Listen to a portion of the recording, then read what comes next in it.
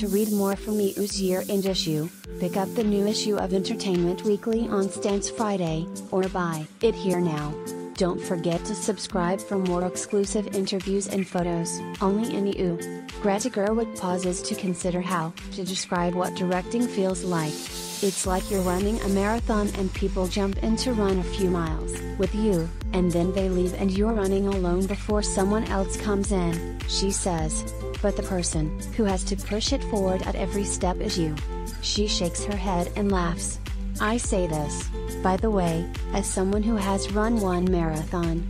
It's not such a surprise to discover that Gerwig, previously not a runner, finished that one New York City marathon with an impressive time of 4:36. Her solo directorial debut, Lady Bird, has been enchanting fall festival audiences and reducing jaded film writers to weepy puddles searching for the right superlatives to describe it. Here goes our attempt. This vivid, funny, and poignant coming-of-age tale stars Saoirse Ronan as the titular teen, who is aching to break out of her sedate Sacramento suburbia and away from her parents, Laurie Metcalf and Tracy Letts, for something bigger and better, though what that is exactly, she's not sure. Gerwig's screenplay is sharp and witty, and Ronan, Metcalf, and Letts, as well as young superstars in the making Beanie Feldstein, Timothée Chalamet, and Lucas Hedges, give precise, lived-in performances that deliver one authentic moment after another. It's not just audiences who are swooning over Gerwig. Greta is fantastic. There was never a sense that she was a first-time director, says Letts, the Pulitzer Prize-winning playwright.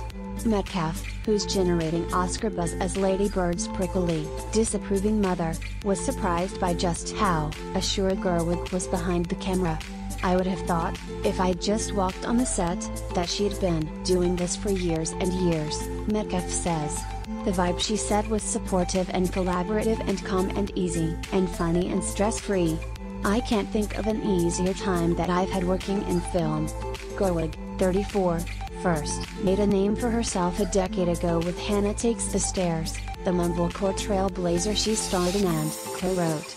Since then she's carved out a place as the slightly screwball heroine in films such as Greenberg, 20th Century Women, Frances Ha, and Mistress America, the last two of which she penned with her longtime partner, the writer and director Noah Baumbach. But she's had directing aspirations since the age of 5. I was always trying to direct musicals. In kindergarten, I wanted everyone to do my production of Starlight Express, she says. But I remember realizing that there was going to be a problem because the playground was gravel, and I couldn't figure out how to get the skates to work. Related, see all of EU's 2017 Entertainers of the Year. She co-directed Nights and Weekends with Joe Swanberg in 2008 but found the best education for her solo outing was the time spent acting. I didn't go to film school. I really learned from watching people on sets, she says. When she was readying Lady Bird, she called a bunch of directors she's worked with or met along the way, including Rebecca Miller, Mike Mills, Spike Jonze, Mia Hansen-Løve, and Wes Anderson, and took notes. I'd asked them all, what do you wish you'd known? Their answers were both general and specific. Like, everyone is replaceable if they are hurting the film. And, if for some reason you don't like a shot and you don't know why, just keep turning off lights. She laughs. This works.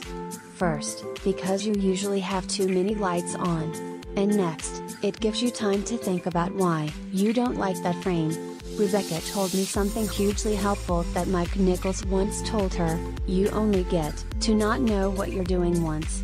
He told her not to try to skip ahead to the next step, because you'll never be so brave again, because you won't know what to be scared of.